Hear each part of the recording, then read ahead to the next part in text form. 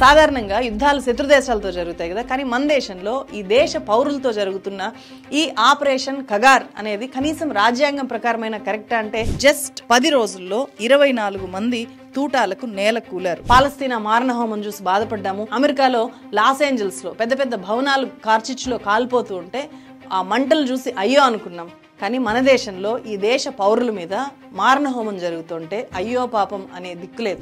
ఏకంగా ఒక మాజీ ప్రధానమంత్రి మావోయిస్టుల్ని ప్రేమిస్తే ఒక టాప్ పోలీస్ ఆఫీసరు తన సొంత సమస్య పరిష్కారానికి నాకు న్యాయం చేయండి అని చెప్పి ఏకంగా నక్సలైట్లు నిర్వహించిన ప్రజా దర్బార్కి వెళ్లారంట. అలా పోలీసులు ప్రభుత్వం ఇచ్చిన మాట తప్పడం వల్ల మేము చర్చల నుంచి వైదొలుగుతున్నాము అని చెప్పి నక్సలైట్లు అప్పుడు ప్రకటించారు. అలా ఫస్ట్ టైం 2004 అక్టోబర్ 11వ తేదీన అడవుల్లో నుంచి బయటకు వచ్చి అందరి ముందు బహిరంగంగా నక్సలైట్లు కనిపించారు. కానీ వాళ్ళు ఎలా వచ్చారు, అడవిలో నుంచి ఎలా వెళ్లారు అనే విషయాల మీద లోతుగా నిఘా పెట్టిన పోలీసులు వాళ్ళు వెళ్లిన వారం తర్వాతనే ఎన్కౌంటర్ చేశారు.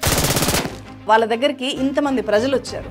అదే ప్రజల మధ్య ఉంటే ఇంకా ఎంత బలంగా వాళ్ళు ప్రజల తరఫున పోరాడొచ్చు కదా అని చెప్పి నాకు ఈ క్లిప్పింగ్స్ అప్పటి వార్తలన్నీ చదివితే అనిపించింది. అయితే అందుకు భిన్నంగా ఇప్పుడున్న బీజేపీ ప్రభుత్వము నక్సలైట్లను అణచివేత ద్వారా అసలు లేకుండానే చేయాలి అని అనుకుంటోంది. సమస్యల్లో ఉన్న లక్షలాది మంది ప్రజలు మళ్ళీ తిరుగుబాటు బృందాలుగా మారకుండా ఎవరు ఆపగలుగుతారు? ఈ ఉద్యమం అసలు ఉద్దేశము దున్నేవాడికి భూమి దక్కాలి అని. కళ్ళు ఉన్న ఈ కబోది జాతిని నడిపిస్తుందట ఆవేశం, ఆ హక్కేదో తనకే ఉందని శాసిస్తుందట అధికారం. దౌర్జన్యం, అణచివేతకు వ్యతిరేకంగా మనిషి తిరగబడకుండా ఉండాలి అంటే చట్టబద్ధమైన పాలన ద్వారా మానవ హక్కుల్ని రక్షించాలి. Universal declaration of human rights 1949 preamble ప్రపంచం మొత్తానికి ఇచ్చిన పిలుపు ఇది. మావోయిస్టుగా ఉండడం చట్టవిరుద్ధం కాదు. నమ్మడానికి ఆచరణకు మధ్య చాలా తేడా ఉంది. 2016లో కేరళ హైకోర్టు ఇచ్చిన తీర్పు ఇది. నమస్తే ఫ్రెండ్స్, నా పేరు తులసి చందు. ఆపరేషన్ కగార్ అంతిమ యుద్ధం, మావోయిస్టులకు కేంద్ర ప్రభుత్వానికి మధ్య అంతిమ యుద్ధం ఇది. దీంతో మావోయిస్టులు ఇక మన దేశంలో ఉండరు అని చెప్పి ఆపరేషన్ కగార్ పేరుతో ఒక భారీ ఆపరేషన్ ని కేంద్ర ప్రభుత్వం మొదలుపెట్టింది. ఆపరేషన్ కగార్ తో ఆపరేషన్ కగార్ మావోయిస్టుల పాలిట మృత్యు పాసాలుగా తయారయ్యాయి. మన దేశంలో ఎంత పెద్ద క్రైమ్ చేసిన వాళ్ళైనా సరే అడవుల్లోకి వెళ్లి దాక్కోరు, అక్కడే బతకరు. వేల కోట్ల రూపాయల స్కాములు చేసిన వాళ్ళు, బ్యాంకులకు వేల కోట్ల రూపాయలు ఎగ్గొట్టేసిన వాళ్ళు కూడా దర్జాగా విదేశాలకు పారిపోతారు, లేకపోతే మన దేశంలో ఉండే పొలిటికల్ పార్టీల వెనుక దాక్కుంటారే గానీ వాళ్ళెవరు కూడా అడవుల్లోకి అయితే వెళ్ళిపోరు కదా. ఈ విషయం మనకు బాగా తెలుసు. మరి ప్రజల కోసం ప్రాణాలు అర్పిస్తాము, ఆ ప్రజలకు హాని చేసే వాళ్ళు ఎవరైనా సరే వాళ్ళ ప్రాణాలు తీస్తాము అని చెప్పే మావోయిస్టులు ప్రజల మధ్య కాకుండా అడవుల్లో ఎందుకు దాక్కుంటున్నారు, అడవుల్లో ఎందుకు బతుకుతున్నారు? మన దేశంలో పెద్ద పెద్ద రాజకీయ ఆందోళనలు, ఉద్యమాలు జరిగాయి. అవేవి కూడా అడవుల్లో మాత్రమే జరగలేదు, ప్రజల మధ్యనే ఎక్కువ జరిగాయి. కానీ టెక్నాలజీ బాగా పెరిగిన ఈ ఏఐ కాలంలో, డ్రోన్ల కాలంలో మావోయిస్టులు లేదా నక్సలైట్లు అడవుల్నే ఎందుకు కేంద్రంగా చేసుకున్నారు?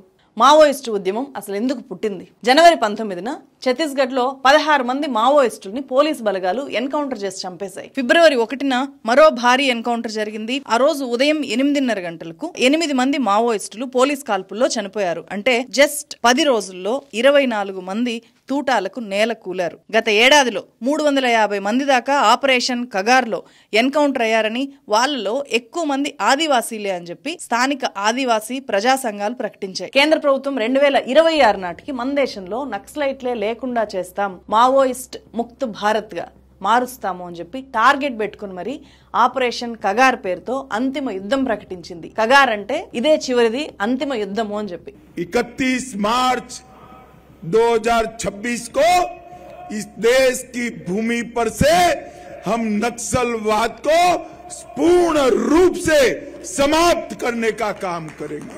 ఇలాంటి పరిస్థితుల్లో మెయిన్ స్ట్రీమ్ మీడియా నక్సలైట్లను ఉగ్రవాదులతో సమానంగా, ఉగ్రవాదుల్ని నక్సలైట్లని ఒకే ఘాటన కట్టి వార్తల్ని ప్రసారం చేస్తుంది. అసలు నక్సలైట్ల సమస్యని ఎలా అర్థం చేసుకోవాలి?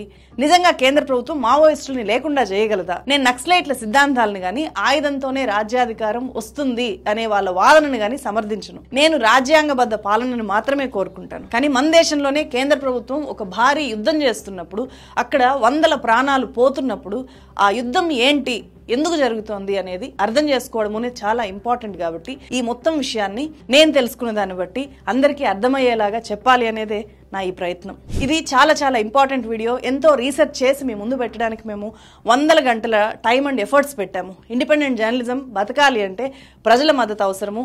ఈ ఛానల్ని సబ్స్క్రైబ్ చేయండి, జాయిన్ బటన్ క్లిక్ చేసి సభ్యులుగా చేరండి. ఈ వీడియో ఎక్కువ మందికి చేరడానికి ఈ వీడియోను ముందుగా లైక్ చేయండి.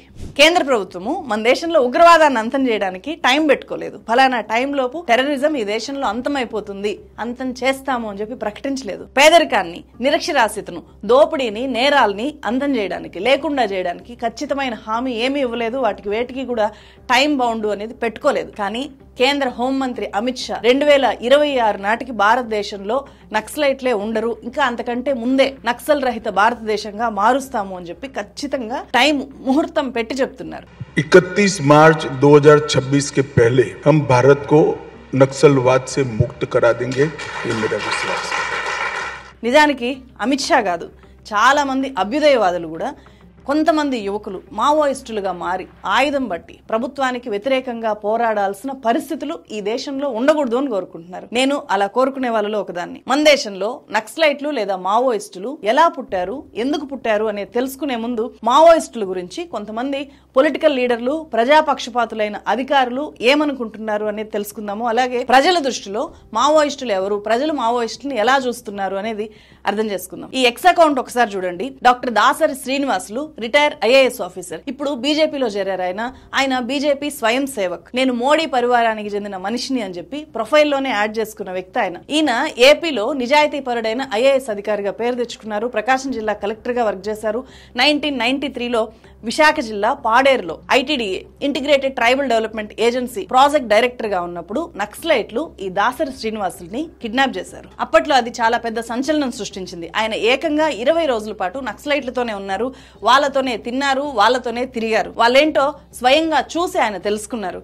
ఆయన మావోయిస్టుల గురించి ఏం చెప్తున్నారో వినండి. 20 రోజులు నక్సల్స్ మిమ్మల్ని తీసుకెళ్ళిపోయి బంధించినప్పుడు ఆ 20 రోజులు ఎలా చెప్పాలంటే చాలా పెద్ద విషయం. బట్ ఒకటి మాత్రం చెప్పగలను సార్, వాళ్ళు నేను సపోర్ట్ చేస్తున్నాను కాదు సార్, మనకంటే కూడా మానవత్వం ఎక్కువ ఉన్నవాళ్ళు వాళ్ళు.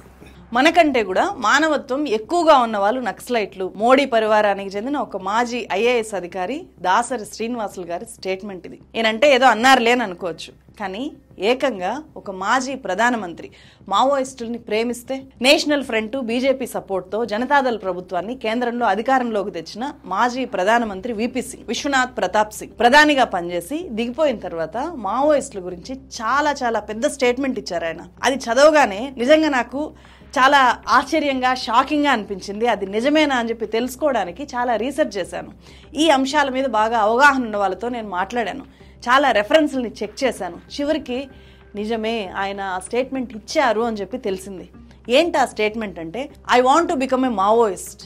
ఎస్, ఇదే మాటలను ఆయన అన్నారు. మాజీ ప్రధాని విపి సింగ్ ఇలా అనడం నిజంగానే షాకింగ్ కన్ఫెషన్ కదా. విపి సింగ్ ప్రధానిగా పనిచేయడంతో పాటు రాజీవ్ గాంధీ ప్రధానిగా ఉన్నప్పుడు ఆర్థిక శాఖ మంత్రిగా కూడా పనిచేశారు. అలాగే ఆయన ప్రధానిగా ఉన్నప్పుడు రక్షణ శాఖ బాధ్యతలు కూడా ఆయన చూశారు. ఒక రకంగా ప్రధాని కమ్ మాజీ డిఫెన్స్ మినిస్టర్ ఆయన.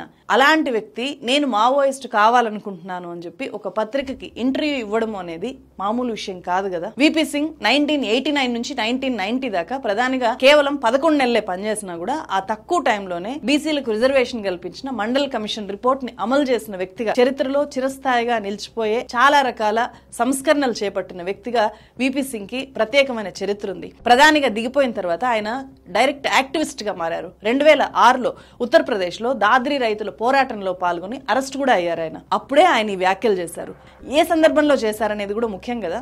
యూపీలో దాద్రి దగ్గర రిలయన్స్ అనిల్ అంబానీ ఏర్పాటు చేసే ఒక పవర్ ప్రాజెక్ట్ కోసము తక్కువ ధరకే అన్యాయంగా రైతుల నుంచి భూముల్ని లాక్కుంటున్నారు అని చెప్పి విపి సింగ్ రైతుల తరఫున పోరాడారు. ఇదే విషయాన్ని ఆయన అప్పుడు యూపీ సీఎం ములాయం సింగ్ దృష్టికి తీసుకెళ్లారంట. అలాగే మాజీ ప్రధానమంత్రి మన్మోహన్ సింగ్ దృష్టికి కూడా తీసుకెళ్లారంట. అయినా సరే వాళ్ళు ఆ సమస్యను పట్టించుకోకపోవడంతో విసిగిపోయి రైతులకు జరుగుతున్న అన్యాయాన్ని చూస్తూ ఉండలేక ఆయనే పోరాడారు. అప్పుడు అరెస్ట్ కూడా అయ్యారు. అప్పుడు ఆయన ఇప్పుడున్న పరిస్థితులు, జరుగుతున్న పరిణామాలు చూస్తుంటే నాకు మావోయిస్ట్ గా మారాలనుంది, కానీ నా శారీరక ఆరోగ్యం పూర్తిగా క్షీణించడము అనేది నన్ను వాళ్ళలో చేరనివ్వకుండా ఆపుతోంది అని చెప్పి ఆయన ఆ ఇంటర్వ్యూలో చెప్పారు.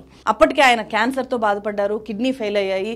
దీంతో 2008లో చనిపోయారు. అంటే ఆ స్టేట్మెంట్ ఇచ్చిన 2 ఏళ్ల తర్వాత ఆయన చనిపోయారు. అంతెందుకు, కేసీఆర్ తెలంగాణ రావడం కంటే ముందు ఏమన్నారో గుర్తుంది కదా, నక్సలైట్ల ఎజెండానే మా ఎజెండా అని చెప్పి ఆయన ప్రకటించారు. ఉమ్మడి ఆంధ్రప్రదేశ్ రాష్ట్రానికి 4 సార్లు ముఖ్యమంత్రిగా పనిచేసిన ఎన్టీ రామారావు నక్సలైట్లే నిజమైన దేశభక్తులు అనే స్టేట్మెంట్ ఇచ్చారు. మాజీ మంత్రి, తెలంగాణకు చెందిన తొలి దళిత మహిళా శాసనసభ్యురాలైన టిఎన్ సదాలక్ష్మి ఎన్టీఆర్ చిత్తూరు జిల్లాలో ఒక కార్యకర్త నక్సలైట్ల గురించి ఆయన్ని అడిగినప్పుడు నక్సలైట్ల ఉద్యమం గురించి నా ద్వారా తెలుసుకున్నారు, తర్వాత సభలో మాట్లాడుతూ వాళ్ళే నిజమైన దేశభక్తులు అని చెప్పి ఆయన మాట్లాడారు అని చెప్పి ఆమె తన ఆత్మకథలో రాసుకున్నారు. అలాగే ఆమె ఇచ్చిన ఇంటర్వ్యూల్లో కూడా ఇదే విషయం చెప్పారు. ఇప్పటికీ చాలా మంది టీడీపీ లీడర్లు, కార్యకర్తలు ఎన్టీఆర్ అన్న ఆ మాటల్ని గుర్తు చేసుకుంటూ ఉంటారు.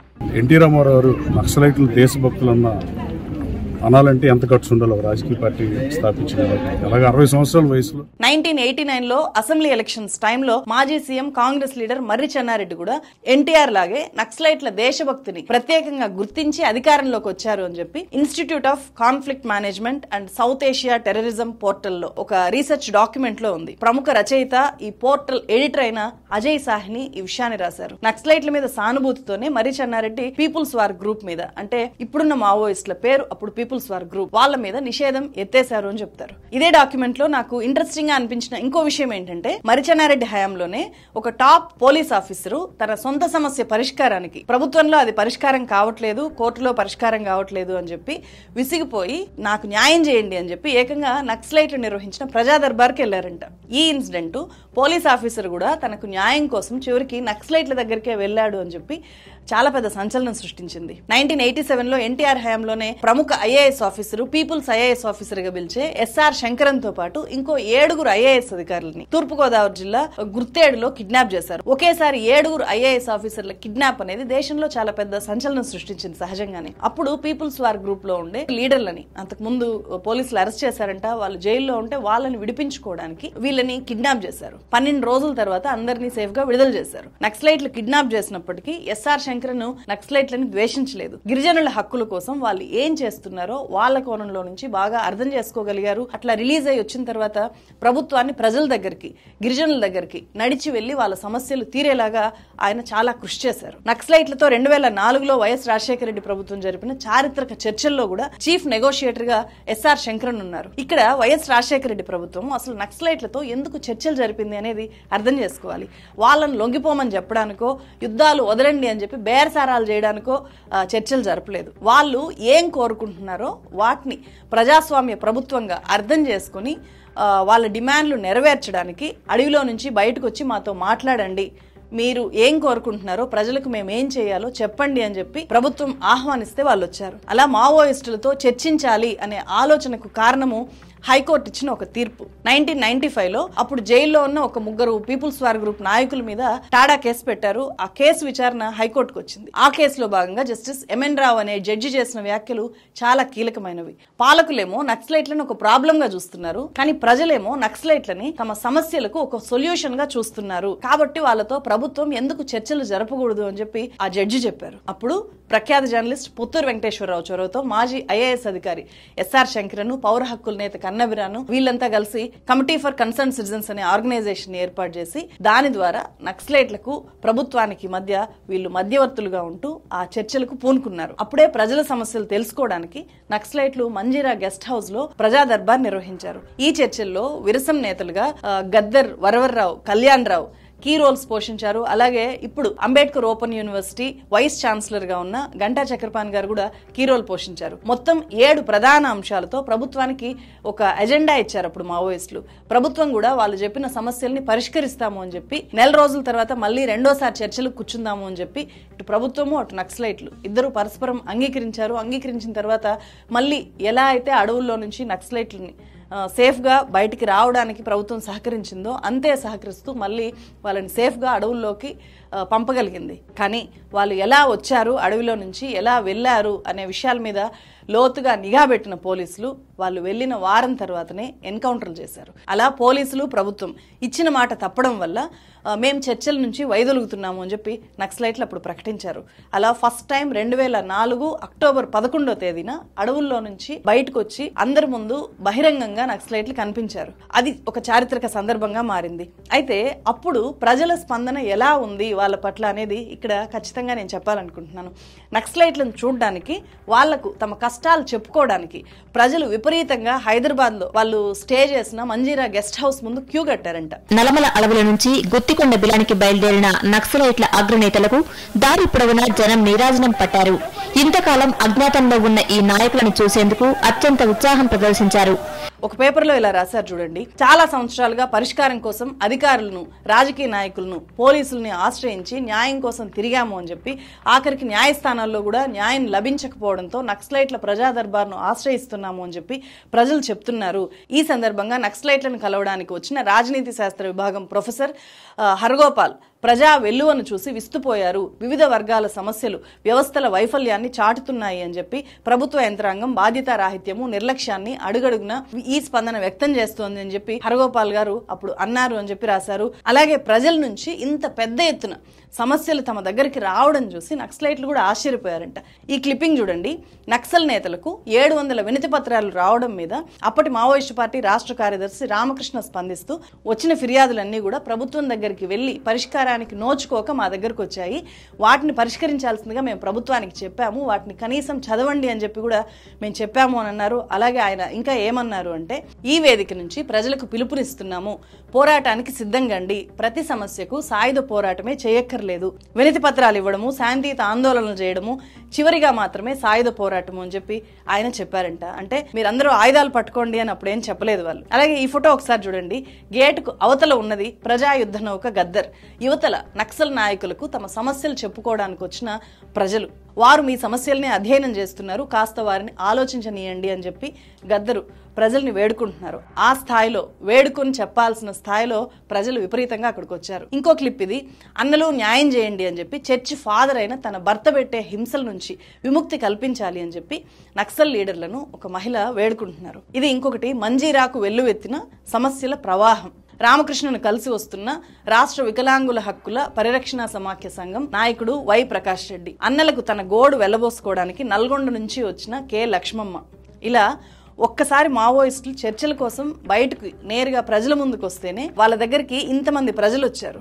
అదే ప్రజల మధ్య ఉంటే ఇంకా ఎంత బలంగా వాళ్ళు ప్రజల తరఫున పోరాడొచ్చు కదా అని చెప్పి నాకు ఈ క్లిప్పింగ్స్, అప్పటి వార్తలన్నీ చదివితే అనిపించింది. అసలు మన దేశంలో నక్సలైట్ ఉద్యమము ఎలా పుట్టింది ఇది తెలుసుకోవాలి. స్వాతంత్రం వచ్చినా కూడా మన దేశంలో భూమి అనేది కొద్ది మంది భూస్వాముల చేతుల్లో మాత్రమే ఉండేది. ఎక్కువ మంది రైతు కూలీలుగా ఉండేవాళ్ళు. వాళ్ళ మీద భూస్వాముల అణచివేత, దోపిడీ అనేవి ఎక్కువగా ఉండేవి.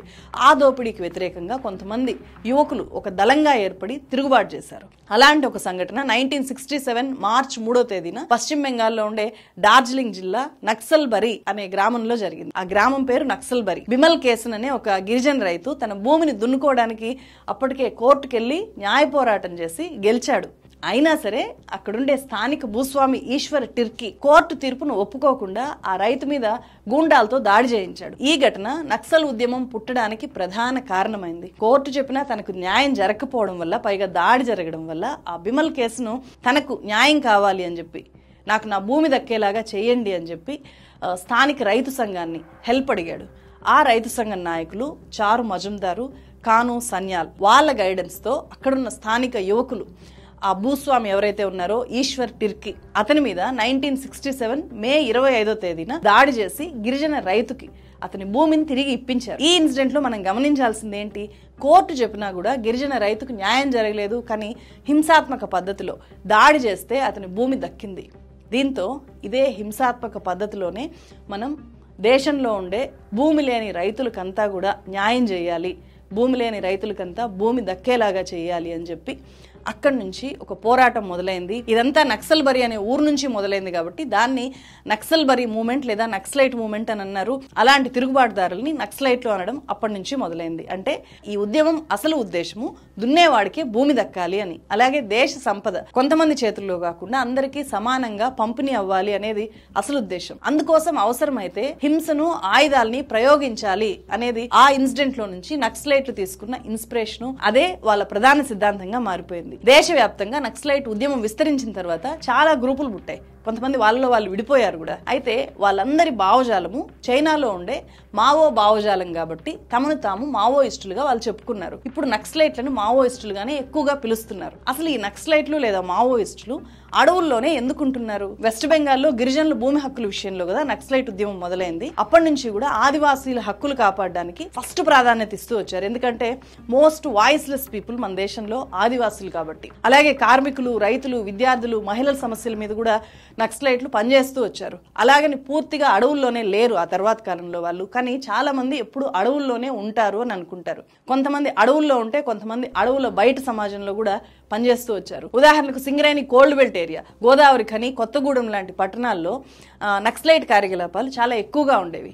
సిటీలో ఉండి కూడా వాళ్ళు యాక్టివిటీస్ ని విస్తరించేవాళ్ళు. ఈ నక్సల్ మూవ్మెంట్ అసలు ఉద్దేశము ఒక ఆల్టర్నేట్ గవర్నమెంట్ ని, ఒక మోడల్ ని ఏర్పాటు చేయడం, ఒక కొత్త మోడల్ ని మన దేశంలోకి తీసుకురావాలి అనేది వాళ్ళ అంతిమ లక్ష్యం. ఆ లక్ష్యాన్ని పెట్టుకొని అంతకంటే ముందు వాళ్ళు ఎక్కడైతే పనిచేస్తున్నారో కాన్సన్ట్రేటెడ్ గా ఆ దండకారణ్య ప్రాంతంలో ఒక ఆల్టర్నేటివ్ గవర్నమెంట్ ని కూడా వాళ్ళు ఏర్పాటు చేసుకున్నారు. దాని పేరే జనతన సర్కార్. అంటే నక్సలైట్ల రాజ్యం వస్తే జనతన సర్కార్ మోడల్ ని దేశమంతా అమలు చేయాలి అనేది వాళ్ళ ఉద్దేశం. అందులో భాగంగా ప్రజలంతా సమానంగా ఉండేలాగా అంతా కలిసి వ్యవసాయం చేస్తూ సృష్టించిన సంపదను సమానంగా పంచుకునే తరహాలో ఒక మోడల్ ని వాళ్ళు రూపొందించారు, అమలు చేశారు. అక్కడ కొన్ని ప్రాంతాల్లో ఆల్టర్నేటివ్ స్కూళ్లను కూడా వాళ్ళు పెట్టారు అని చెప్పి సీనియర్ జర్నలిస్ట్ పాణి రాసిన జనతన సర్కార్ అనే పుస్తకం ద్వారా మనకు తెలుస్తుంది. దండకారణ్యంలో మావోయిస్టులు ఏం చేశారు, ఈ జనతన్ సర్కార్ అనేది ఎలా నడుస్తుంది అనేది తెలుసుకోవడానికి ఈ పుస్తకం బెస్ట్ రెఫరెన్స్. ఒక దశలో తెలంగాణ నక్సలైట్ల మూవ్మెంట్ కు ఒక ప్రధాన హబ్ గా ఉండేది. వాళ్ళ హవా చాలా ఎక్కువగా ఉండేది.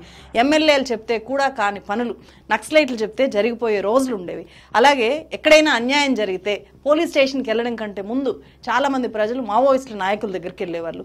కుటుంబ తగాదాల నుంచి అత్యాచార అఘాయిత్యాలు లేదా భూ తగాదాలు ఇవన్నీ కూడా మావోయిస్టులే ప్రజా దర్బార్లు పెట్టి తగిన శిక్షలు, ఇన్స్టెంట్ జస్టిస్ చేసేలాగా వాళ్ళు చేసేవాళ్ళు. కొన్నిసార్లు తుపాకీ తూటాతో కూడా వాళ్ళు తీర్పులు ఇచ్చేవాళ్ళు. దీంతో తెలంగాణలో ఉండే భూస్వాములకు మావోయిస్టుల పేరు చెప్తేనే దడబుట్టేలాగా ఉండేది. అట్ ద సేమ్ టైం ప్రజలకు మావోయిస్టుల మీద విపరీతంగా నమ్మకం కలగడానికి చాలా మంది ఈ నక్సలైట్లలో అనేక యూనివర్సిటీస్ నుంచి వెళ్ళి చేరిపోవడానికి పెద్ద పెద్ద మేధావులు, డాక్టర్లు, ఇంజనీరింగ్ చదువుకున్న వాళ్ళు వాళ్ళందరూ కూడా చాలా పెద్ద ఎత్తున ఈ మూవ్మెంట్ లో భాగమయ్యారు. అయితే మామూలు ప్రజల్లో నక్సలైట్లు అంటే ఎంత గౌరవమో అంతే భయం కూడా ఉంటుంది కదా వాళ్ళ చేతిలో ఉండే గన్ను చూసి.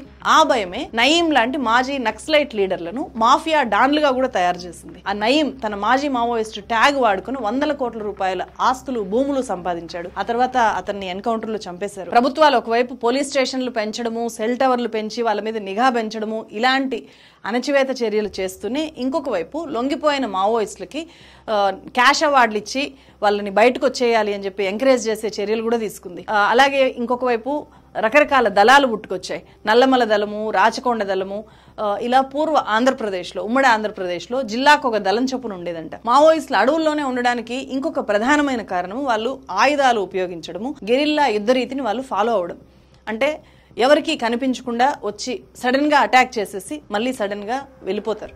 అలా వచ్చి వెళ్ళిపోవడము, సేఫ్ గా దాక్కోవడము, ఆయుధాలతో ట్రైనింగ్ చేసుకోవడం, చాలా మందిని చేర్చుకోవడము, ఇంకొక ప్యారలర్ ఆర్మీని వాళ్ళు అక్కడ క్రియేట్ చేసుకోవడము, వాళ్ళ యాక్టివిటీస్ చేసుకోవడము, వీటన్నిటికీ కూడా అడవుల్లో ప్రధానంగా సేఫ్టీ ఉంటుంది కాబట్టి, పైగా పోలీసులు అడవుల్లోకి వచ్చి మావోయిస్టులతో పోరాడడం కష్టం కాబట్టి సాయుధ మావోయిస్టులకు అడవులు అనేవి ప్రధాన స్థావరాలు అయ్యాయి. అయితే ఇప్పుడు ఆ దట్టమైన అడవుల లోపలికి కూడా పోలీసు బలగాలు వెళ్లి కీలకమైన నక్సల్ లీడర్లను ఎన్కౌంటర్ చేసి చంపేస్తుండటంతో మావోయిస్టులు ఆత్మరక్షణలో పడిపోయారు. చాలా మంది ప్రజల్లో ఒక కన్ఫ్యూజన్ ఉంటుంది. మావోయిస్టులు, కమ్యూనిస్ట్ పార్టీలు అంటే మనకు కనిపించే సిపిఐ, సిపిఎం లాంటి పార్టీలు, అలాగే అడవుల్లో నుంచి వచ్చి అటాక్ చేసి వెళ్ళిపోయే మావోయిస్టులు, ఆయుధాలతో ఉంటే మావోయిస్టులు, వీళ్ళిద్దరూ ఒకటే అని అనుకుంటారు. కానీ వీళ్ళిద్దరూ ఒకటి కాదు, వేరు. నక్సలైట్లది హింసాత్మక విధానం ద్వారా కమ్యూనిస్టు రాజ్యం స్థాపించాలి అనే లక్ష్యం అయితే, ఈ సిపిఐ, సిపిఎం లాంటి వామపక్ష పార్టీలది కూడా కమ్యూనిస్టు ప్రభుత్వాలని ఏర్పాటు చేయాలనే లక్ష్యమే. కానీ వాళ్ళు ప్రజాస్వామ్యబద్ధంగా గెలిచి, ఎన్నికల్లో గెలిచి కమ్యూనిస్టు పాలన తేవాలి అని అనుకుంటారు. ఇది ప్రధానమైన తేడా, ఇది గమనించాలి. దేశ సంపద,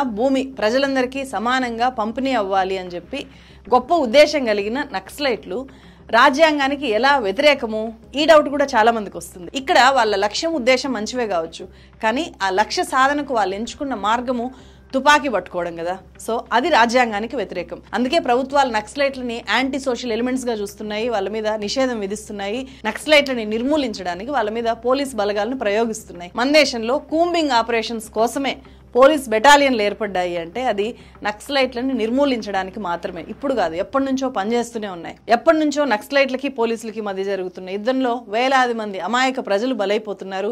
ఈ ఉద్యమం బలపడకుండా ప్రభుత్వాలు అనేక సంక్షేమ పథకాలు, సంస్కరణలు అమలు కూడా చేశాయి. ఈ రెండు జరిగాయి ఇక్కడ. అసలు నక్సలైట్ మూవ్మెంట్ వల్ల ఈ దేశ ప్రజలకు ఏమైనా ఒరిగిందా? ఇది చూస్తే కనుక డైరెక్ట్గా వాళ్ళు అనుకున్న లక్ష్యాలు నెరవేరాయి అని చెప్పి చెప్పలేం మనము.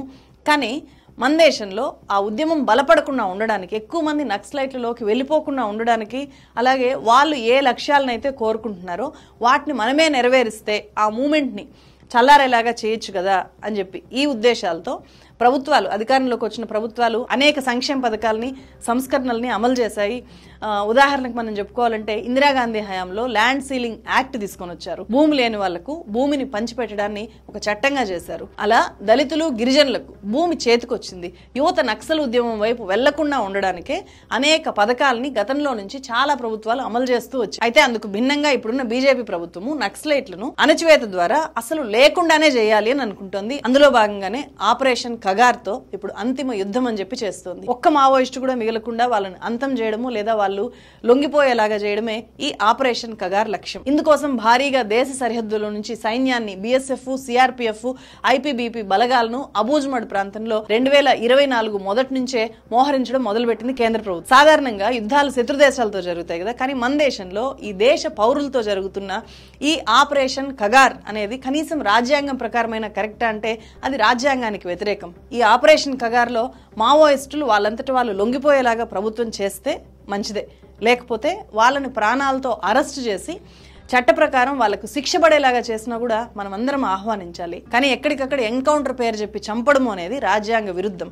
రాజ్యాంగం ప్రకారం ఇప్పుడు రాజ్యం చేస్తున్న హింస అనేది నేరం, చాలా పెద్ద నేరం. పోనీ అర్జెంటుగా ఈ యుద్ధాన్ని ఇప్పుడే ఎందుకు చేస్తున్నట్లు అంటే డైరెక్ట్ సమాధానం లేదు. కానీ ఛత్తీస్గఢ్ అడవుల్లో అపారమైన ఖనిజ సంపద ఉంది. ఛత్తీస్గఢ్ నారాయణపూర్ జిల్లాలో ఉండే 4000 చదరపు కిలోమీటర్ల అటవీ ప్రాంతాన్ని అబూజ్మడ్ లేదా మడ్ ప్రాంతం అంటారు. ఇది సింగపూర్ దేశం అంత పెద్దది, అందుకనే మావోయిస్టులకి అది సురక్షితమైన స్థావరంగా మారింది. అంత పెద్ద అడవిని జల్లెడ పట్టడం అనేది చాలా కష్టం. ఈ అడవుల్లో సుమారు 237 గిరిజన గ్రామాలు ఉన్నాయి. ఆ గ్రామాల్లో 35,000 మంది ప్రజలు ఉంటారు. అక్కడ అనేక గిరిజన సంఘాలు, ప్రజా సంఘాలు పనిచేస్తూ ఉంటాయి. వాళ్ళందరూ కూడా మావోయిస్టులు కారు, కానీ చాలాసార్లు మావోయిస్టులుగా వాళ్ళని చూపించి కాల్ చేయడం అనేవి జరుగుతున్నాయి. ఈ ప్రాంతంలో లాస్ట్ ఇయర్ దాకా ఏ కేంద్ర బలగానికి కానీ పోలీస్ బలగానికి కానీ బేస్ క్యాంపే లేదు. మావోయిస్టుల వల్ల ఆ ప్రాంతంలో ఇప్పటిదాకా పోలీసులు, వ్యాపారులు వెళ్ళలేకపోయారు. అక్కడ మావోయిస్టులు లేకపోతే కనుక ఆ ప్రాంతంలోకి సోకాల్డ్ అభివృద్ధి అనేది చొచ్చుకొని వస్తుంది. అప్పుడు మైనింగ్ చేయొచ్చు, రకరకాల వ్యాపారాలకు ఆ ప్రాంతం కేంద్రంగా మార్చచ్చు అనే ఒక ప్లాన్ ఉంది. అందుకే ఈ ఆపరేషన్ కగార్ చేస్తున్నారు. ఎక్కడికక్కడ గిరిజనులను చంపేస్తున్నారు, మావోయిస్టులను చంపేస్తున్నారు అని చెప్పి మావోయిస్టులు ఆరోపిస్తున్నారు. మావోయిస్టుల మీద జరుగుతున్న ఈ హింసని ఆపాలి అని చెప్పి చాలా పౌర హక్కుల సంఘాలు కూడా ప్రభుత్వాన్ని డిమాండ్ చేస్తున్నాయి. అక్కడ జరుగుతున్న పోరాటానికి వాళ్ళు మద్దతుగా నిలబడ్డారు. కానీ ఇది మావోయిస్ట్ ఉద్యమం అనేది ఏంటి? ఆదివాసుల ఉద్యమం. ఆదివాసులు తమ నేల కింద ఉండే భూమిని తవ్వుతున్నప్పుడు, తమ చుట్టూ ఉండే అడవిని తవ్వుతున్నప్పుడు అది వాళ్ళకు లైఫ్ అండ్ డెత్ క్వశ్చన్.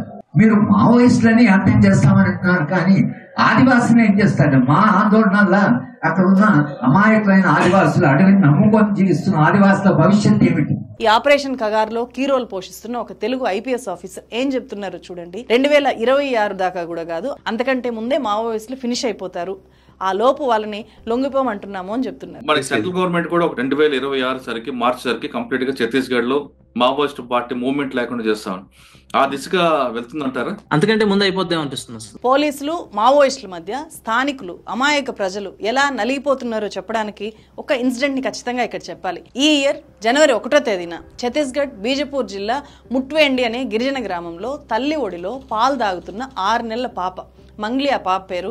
ఆ పాప పాలు తాగుతున్న టైంలో ఆమెకి శరీరంలో నుంచి ఒక బుల్లెట్ దూసుకెళ్లింది. పాప తల్లి చేతిని చీల్చుకుంటూ ఆ తూట పాపని చంపేసింది. కొంతమంది మావోయిస్టుల్ని వెతుకుతూ వచ్చి ఊర్ల మీద తూటాల వర్షం కురిపించడం అనేది అక్కడ గిరిజన గ్రామంలో చాలా కామన్ అని చెప్పి చాలా మంది ఇండిపెండెంట్ జర్నలిస్టులు రిపోర్ట్ చేశారు. ఈ పర్టికులర్ ఘటనలో ఒక జవాన్ తాగేసి తూలుతూ వచ్చి చేసిన కాల్పుల్లో మంగ్లీ అనే పాప చనిపోయింది అనే విషయము తర్వాత బయటకు వచ్చింది. 2024 డిసెంబర్ 13వ తేదీన కేంద్ర హోంమంత్రి అమిత్ షా ఈ ఛత్తీస్గఢ్ లో పర్యటించారు. ఆయన్ను ఇంప్రెస్ చేయాలి అనుకున్నారో ఏమో గానీ డిసెంబర్ 12వ తేదీన నారాయణపూర్ జిల్లాలో భద్రతా బలగాలు చేసిన కాల్పుల్లో 8 మంది చనిపోయారు. వాళ్ళలో దుస్రు దాదా అలియాస్ మోహన్ రావు అనే ఆయన ఒక్కరు మాత్రమే నాన్ ట్రైబల్, అతని హెల్పర్ సహా 7 ఆదివాసులే.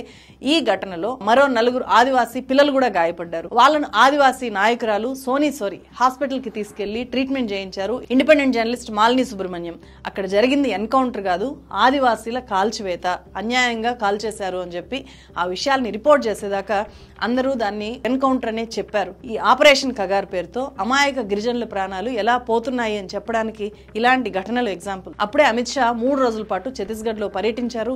ఆ సందర్భంగా ఆయన చేసిన ప్రకటన ఏంటి అంటే మావోయిస్టు రహిత భారత్ అనే స్వప్నం త్వరలోనే సాకారం అవుతుంది అని చెప్పి, మావోయిస్టులందరినీ తుదముట్టించడానికి భద్రతా బలగాలు సిద్ధంగా ఉత్సాహంగా ఉన్నాయి అని చెప్పి అమిత్ షా అక్కడ అన్నారు. ఛత్తీస్గఢ్ పర్యటన ముగించుకున్న తర్వాత డైరెక్ట్ గా పార్లమెంట్ సమావేశాలకి ఆయన వెళ్లారు. అప్పుడే ఆయన బాబాసాహెబ్ అంబేద్కర్ గురించి అంబేద్కర్ అంబేద్కర్ అంబేద్కర్ అనే ఒక అభ్యంతరకరమైన కామెంట్స్ చేశారు. अभी एक फैशन हो गया है अंबेडकर अंबेडकर अंबेडकर अंबेडकर अंबेडकर अंबेडकर. इतना नाम अगर भगवान का लेते तो 7 जन्मों तक स्वर्ग मिल जाता. చాలా మంది ఇప్పటికీ ఎందుకు కాల్చి చంపుతున్నారు, జరుగుతున్నవన్నీ ఎన్కౌంటర్లే కదా, ఆత్మరక్షణ కోసం ఎదురు కాల్పుల్లో కదా వాళ్ళు చనిపోతున్నారు అని అనుకుంటారేమో. రీసెంట్ ఘటననే తీసుకుందాము. 16 మంది మృతదేహాలు చూపించారు కదా, ఎన్కౌంటర్ లో చనిపోయారు వీళ్ళందరూ అని చెప్పి, అంటే ఎదురు కాల్పుల్లో చనిపోయారు అని చెప్పి. మరి ఆ ఎదురు కాల్పుల్లో ఒక పోలీస్ కి చిటికెన వేలుకు గాయమైంది, ఇంకో పోలీస్ కి కాలికి చిన్న గాయమైందంట. సో ఎదురు కాల్పులు జరిగితే ఇంత చిన్న గాయాలతో పోలీసులు ఎలా బయటపడతారు?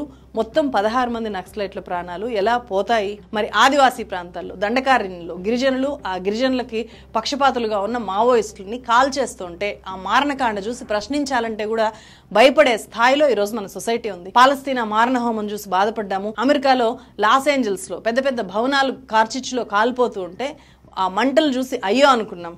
కానీ మన దేశంలో ఈ దేశ పౌరుల మీద మారణ హోమం జరుగుతుంటే అయ్యో పాపం అనే దిక్కు లేదు. సొంత పేరు పక్కన పెట్టేసి, బ్యాంక్ బ్యాలెన్స్లు లేకుండా, ఆస్తులు కూడబెట్టుకోకుండా, కుటుంబాన్ని పక్కన పెట్టేసి, మోడర్న్ లైఫ్ స్టైల్ ని పక్కన పెట్టేసి కేవలం ఆదివాసీలు పెట్టింది తింటూ బతికే మావోయిస్టుల్ని హత్యలు చేస్తుంటే ఏ చట్టం ప్రకారం ఈ మారణకాండ కొనసాగిస్తున్నారు అని చెప్పి ప్రశ్నించే వాళ్ళు కరువయ్యారు. ఇప్పుడు ప్రశ్నించిన వాళ్ళ మీద అర్బన్ నక్సలైట్లుగా ముద్రలేస్తున్నారు. రీసెంట్ ఎన్కౌంటర్ లో మావోయిస్ట్ పార్టీ కేంద్ర కమిటీ సభ్యుడు చలపతి కూడా చనిపోయారు కదా. ఆయన డెడ్ బాడీని గమనిస్తే మృతదేహం పక్కనే ఆయన వాడిన చేతి కర్రలు మనకు కనిపిస్తాయి. ఆయనకు వయసు మీద పడింది, కనీసం నడవలేని స్థితిలో ఆయన ఉన్నారు. అట్లాంటి కండిషన్ లో ఉన్నప్పుడు, అంటే తిరిగి కాల్పులు జరపలేని కండిషన్ లో ఉన్న వ్యక్తిని కాల్చి చంపారు అని చెప్పి ఆ ఫోటోలు, వాళ్ళు రిలీజ్ చేసిన ఫోటోలు మనకు చెప్తున్నాయి. సో నడవలేని వ్యక్తిని కాల్చి చంపేయాల్సిన దౌర్భాగ్యమైన స్థితిలో మన వ్యవస్థ, మన ప్రజాస్వామ్య వ్యవస్థ, మన పోలీస్ బలగాలు ఉన్నాయా అని చెప్పి ఆ ఫోటో క్వశ్చన్ చేస్తుంది. ఆర్ఎస్ఎస్ వాది సంఘ్ కార్యకర్త కూడా ఆయన ప్రముఖ సినీ గేయ రచయిత సీతారామ శాస్త్రి సింధూరం సినిమాలో రాసిన ఒక పాటలో మావోయిస్టులు ప్రభుత్వం మధ్య జరుగుతున్న ఘర్షణ గురించి, మావోయిస్టుల స్వభావం ఎలా ఉంటుందో చెప్తూ కొన్ని మాటలు రాశారు. వాటిని ఇక్కడ గుర్తు చేసుకోవాలి. అన్యాయాన్ని సహించని శౌర్యం, దౌర్జన్యాన్ని దహించే ధైర్యం, కారడవులలో క్రూర మృగంలా దాక్కుని ఉండాలా, వెలుగుని తప్పుకు తిరగాల, శత్రువుతో పోరాడే సైన్యం, శాంతిని కాపాడే కర్తవ్యం, స్వజాతి వీరుల్ని అణచే విధిలో సవాలు చేయాలా, అన్నల చేతిలో చావాలా, తనలో ధైర్యం అడవికి ఇచ్చి తన ధర్మం చట్టానికి ఇచ్చి ఆ కలహం చూస్తూ సంఘం శిలలా నిలుచుంటే నడిచే శవంగా సిగలో తురిమిన నెత్తుటి మందారం ఈ సంధ్యా సింధూరం. వేకువ వైప చీకటిలోక ఎటు నడిపేనమ్మా గతితోచని భారతమా, తన తలరాతను తానే రాయగల అవకాశాన్నే వదులుకొని, తనలో భీతిని, తన అవినీతిని తన ప్రతినిధులుగా ఎన్నుకొని, ప్రజాస్వామ్యమని తలచే జాతిని ప్రశ్నించడమే మానుకొని, కళ్ళు ఉన్న ఈ కబోది జాతిని నడిపిస్తుందట ఆవేశం, ఆ హక్కేదో తనకే ఉందని శాసిస్తుందట అధికారం. నిజంగా పౌరుల్ని అంతం చేసే, తుడిచిపెట్టేసే అధికారం ప్రజాస్వామ్య దేశంలో పాలకులకు ఉంటుందా?